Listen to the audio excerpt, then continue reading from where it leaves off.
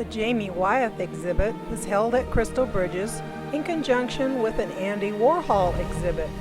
When Wyeth arrived at the museum, he entered the Warhol space first, and then he went into his own space.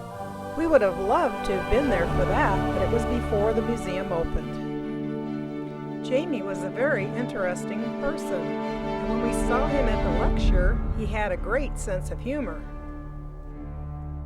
We attended the preview on July 24th. The exhibit spanned 6 decades, from Jamie's childhood drawings to his current paintings. Jamie was born in 1946 into a family of famous artists. His grandfather was NC Wyeth and his father was Andrew Wyeth. Jamie did this self-portrait in 1969. Jamie left school at 11 and was trained by his Aunt Caroline in NC Wyeth's former studio. Jamie loved that prop-laden space. These drawings were selected from over 1,000 that his mother had saved.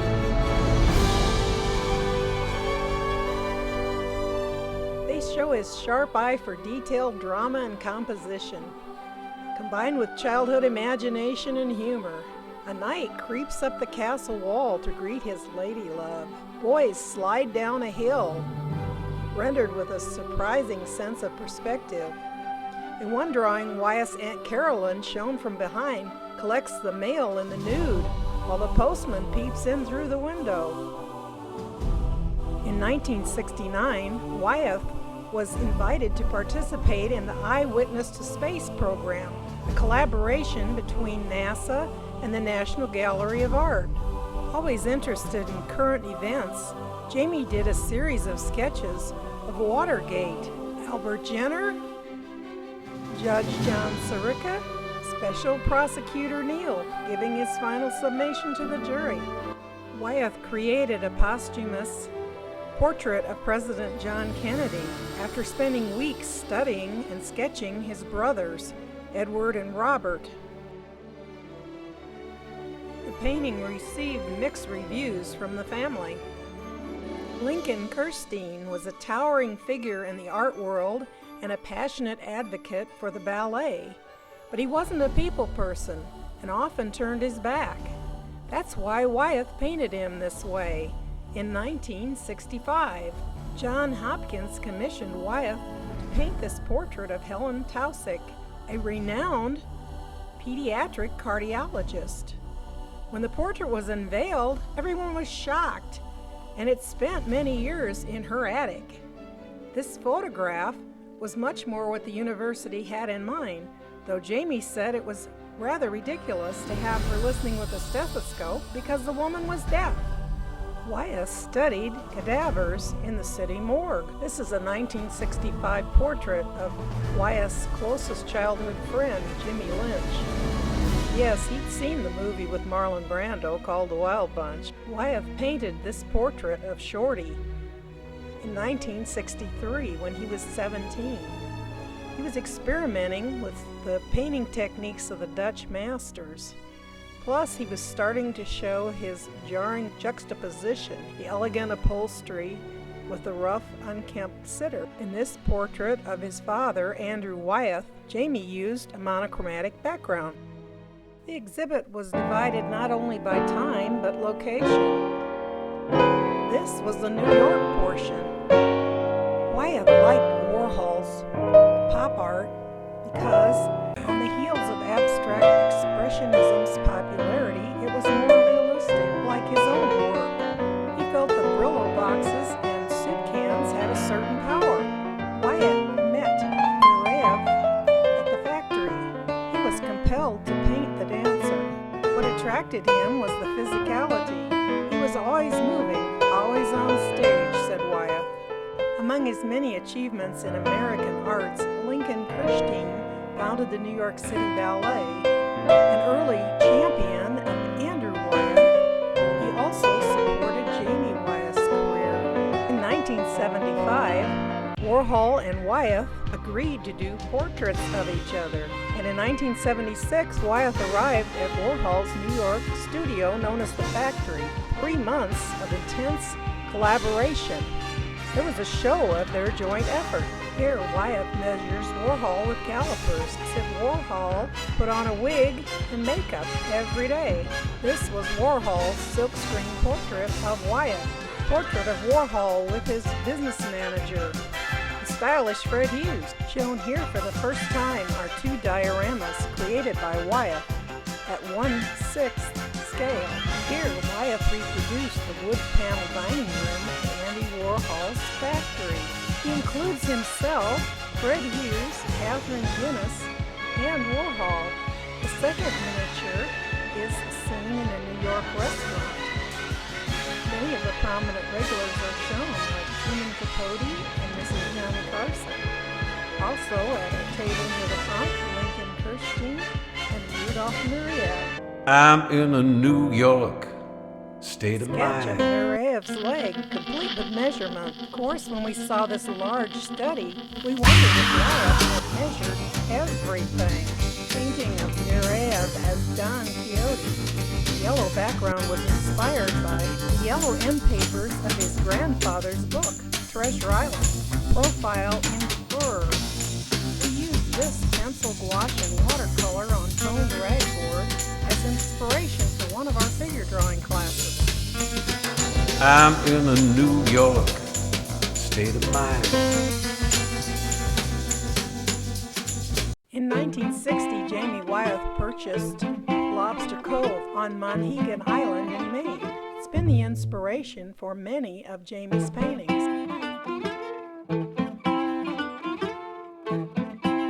Twin houses face each other on Monhegan Island, one very well maintained and the other not so much. Wyeth had a passion for painting church steeples. This one he crops off, leaving it to our imagination. Watercolor of bell tower. Note the window that seems to squint. Jamie later had a studio in this building. Phyllis, the artist's wife, emerges from the bell tower. She's recuperating from major surgery, one of many. She was partially paralyzed in a car accident years before. Some small sketches and paintings.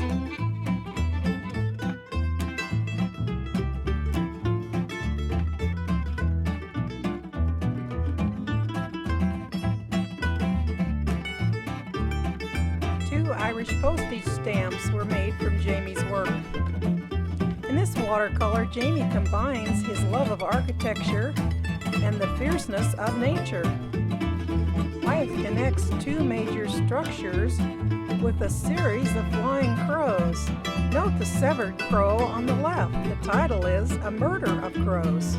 Meteor Shower is a painting with an ominous scarecrow wearing an antique naval officer's coat that belonged to NC Wyeth's teacher, Howard Pyle. Wyeth struggled to capture the iridescent nature of the stars and meteors. He ground up some of Phyllis's pearls. She was not happy. With this huge crow painting, Wyeth has definitely transitioned from his New York period to his Monhegan Island period. When Warhol saw it, he thought Wyeth should go even bigger. To Wyeth, the rusty propeller evokes both beauty and the inherent danger of island life. 2 Jack Russell Terriers posed at the edge of the cliff seem totally indifferent to it.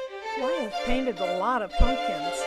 In this one, the shadow seemed to interest him more. It almost looks like he's wielding a pickaxe. In the painting Catching Snowflakes, Wyeth imagines his wife Phyllis walking near the woods that surround their home in Maine, eagerly catching snowflakes on her tongue.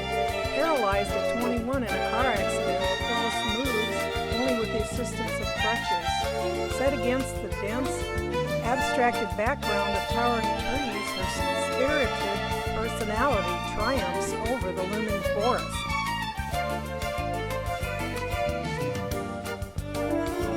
Orca Bates was one of Jamie's favorite models in the early 1990s. Bates stands in a naval jacket for an array of whaling influence.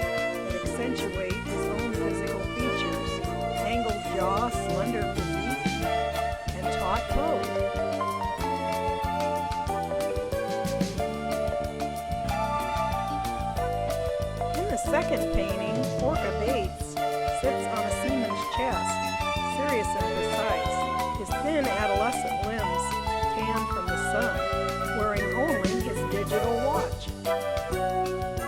The whale jawbone was a gift from Wyeth's wife. Jamie's ability to paint flesh is astounding. At this time, Jamie was having Orca sign his paintings too. Wyeth purchased Kent House on Monhegan Island when he was 22. It is the former home of Rockwell Kent's mother and was designed and built. The house was totally off the grid, with no running water or any other utilities. After most of the sheep were removed from the island, Wyeth realized this ram was still there. He lured him in with cornflakes until he could do this painting called Islander. Wyeth's home at Point Lookout Farm is nestled in the Brandywine River Valley. NC Wyeth, Jamie's grandfather, purchased this house in 1911, located on 18 acres of land near the village of Chadds Ford, Pennsylvania. It serves as the family compound and creative center for generations of Wyeths. Point Lookout Farm, located near Chadds Ford, was purchased by Phyllis, Wyeth's great-grandfather, back in 1903, and Jamie and Phyllis moved there after their marriage in the 1960s. The farm and its animals have figured prominently in Wyeth's paintings. This area with the large horse paintings was my favorite of the show. In this, the first finished portrait of his wife Phyllis, Wyeth shows her driving her Welch ponies through a Brandywine Valley. At his lecture, Jamie told us how he got in the back of the wagon to paint this picture. Note how the dog is leaning into the curve.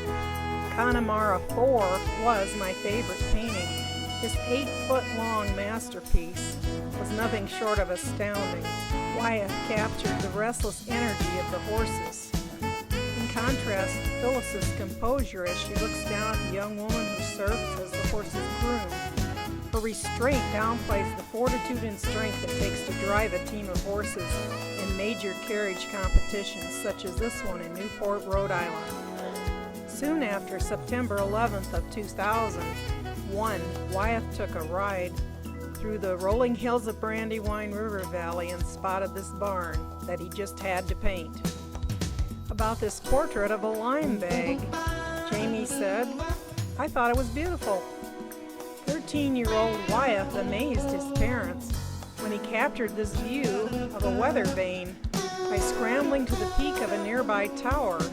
The artist later recalls, "I was so excited because I did it on the tower, which was later torn down. Nobody knew how I painted it."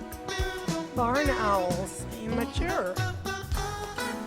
Jamie says, "I wanted to do a definitive portrait of a bale of hay. I lived and breathed that thing for a month. I dreamed of it. Even mixed some hay in with the paint. Pumpkinhead self-portrait."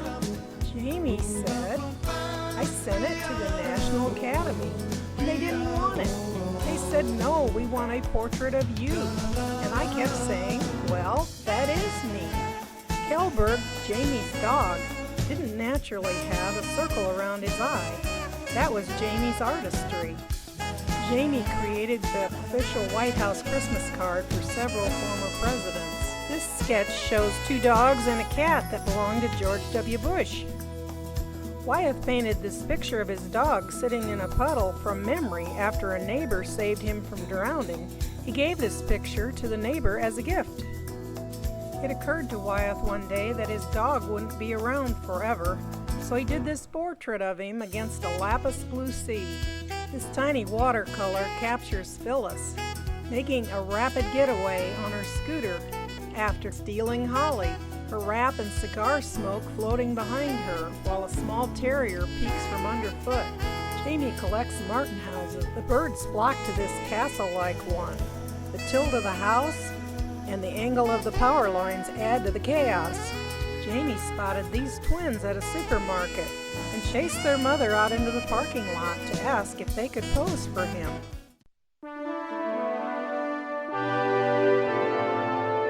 Two nervous goats peek out from behind the goat tree. Wyeth said that if you say boo to them, they stiffen up and fall over.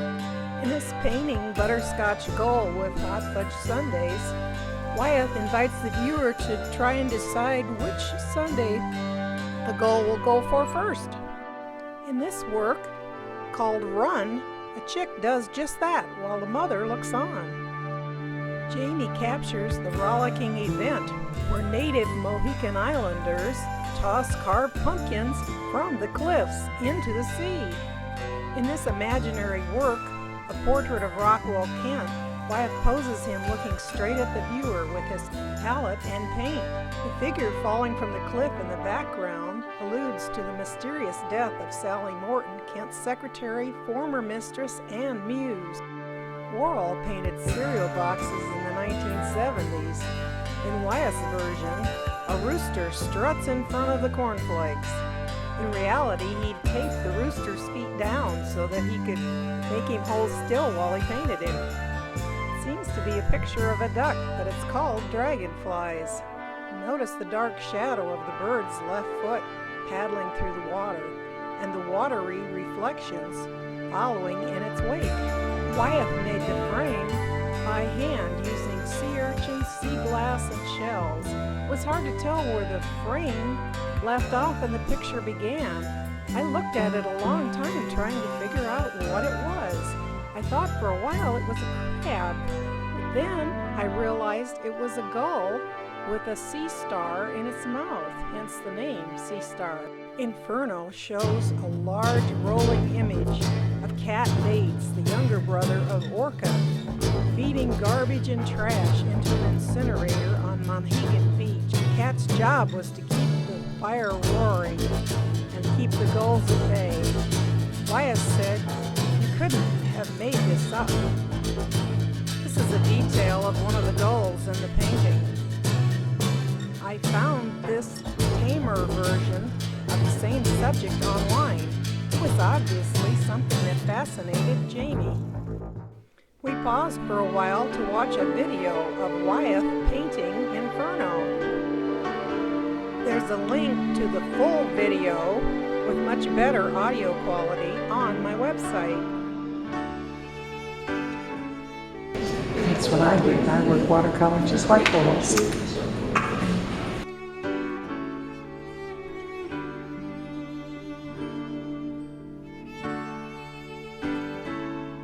Haven't gotten the paint on his nose yet.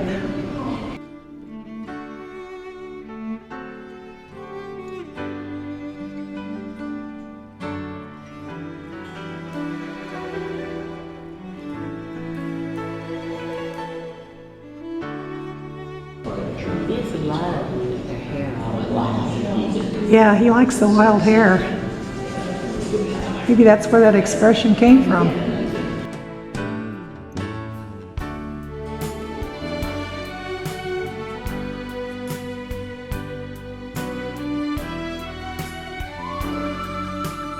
Hope they're not lead-based. Now he's got paint on his nose. Well, he said he uses honey.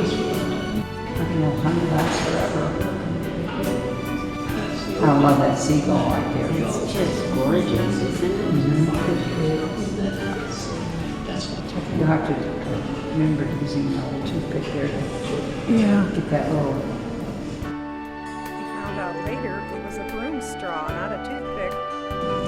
It's fantastic. Yeah, you're right. He forget it was lead-based. Yeah. It's so neat to watch Wyeth's process. He puts such life into his work. Quite a bit of DNA, too, looks like.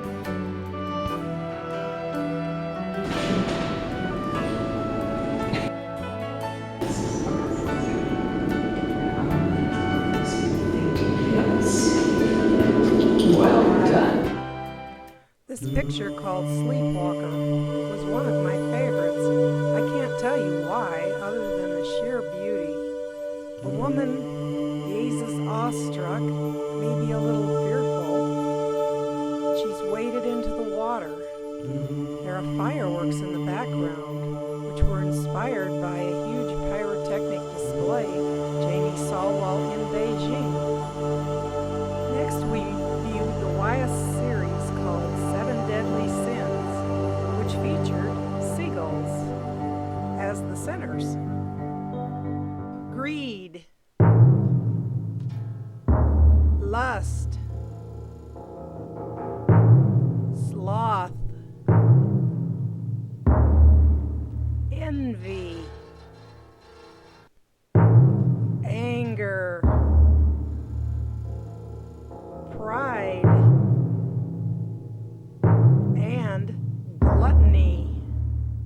Of all these images, sloth was the most disturbing, as it seemed to involve seagulls tearing apart a human corpse. Like many artists, Wyeth indulged in painting recurring themes like pumpkins, Keegan, Maine, gulls. After his father's death in 2009, Wyeth painted scenes based on recurring dreams. In this painting, called Berg, all the normal subjects Wyeth painted are tiny in the background, and a formidable sea with huge icebergs seems to block the way.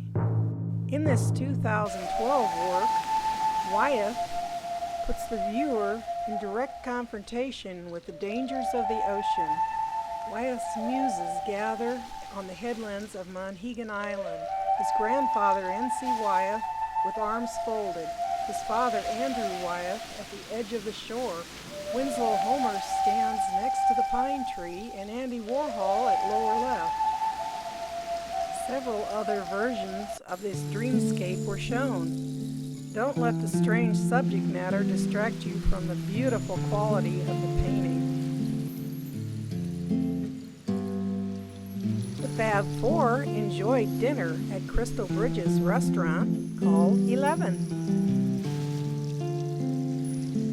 Then it was time for conversation with artist Jamie Wyeth in the Great Hall. Chad Alligood, curator at Crystal Bridges, introduced Elliot Bostwick Davis, curator from the Boston Museum, who put the show together there, and Jamie Wyeth, who began a conversation.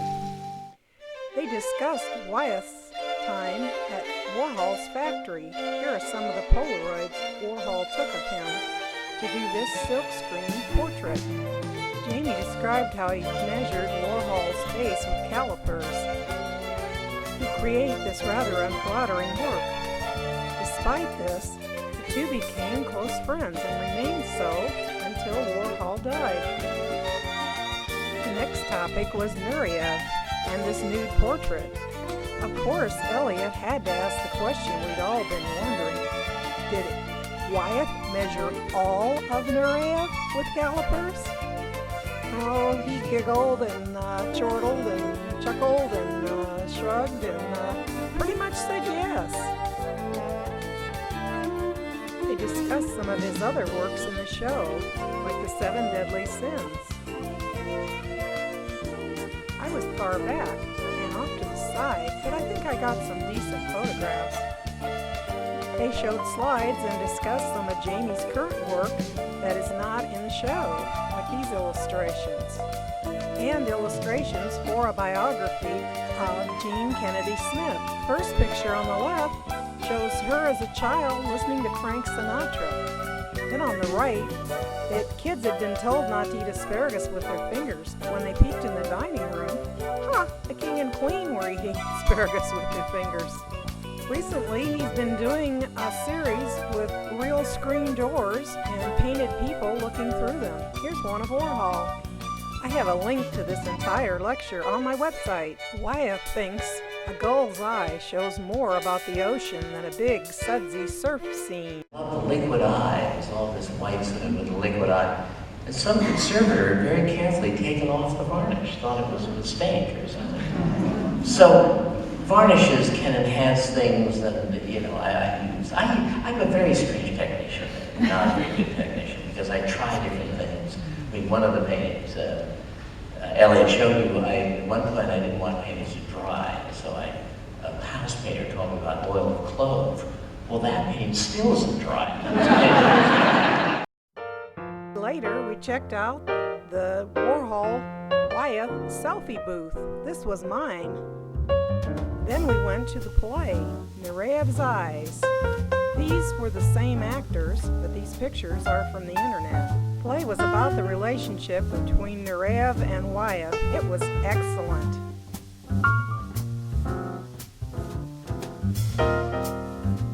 Our instructor, Moira, discussed Wyeth's use of black and white and how Nerev would keep his stage makeup on when he left the theater. She pointed out how Wyeth liked to use toned paper. We were inspired to use similar technique when drawing our model. This was my finished work. I've said over and over how much I enjoyed Jamie Wyeth's work. It really was awesome. Jamie Wyeth was also smart, funny, and so entertaining in the lecture. We enjoyed all the activities that were put on by Crystal Bridges in conjunction with this show. Crystal Bridges, you're wonderful.